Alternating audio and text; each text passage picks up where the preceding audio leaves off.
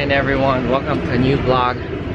Today we're gonna be going to snorkel in Lanai this morning. So I think it's about 4 or 5 hours, so this should be fun, further out away from the island of Maui. So let us go. So we are in Front Street in Lahaina by the banyan tree here, and we're gonna go to the harbor and look at our boats. We're gonna go on a cruise right now, and we're walking there. And we can't go swimming in the water. How come? There's people in the store said. Okay, well, we'll see if we can go in. Okay? Okay.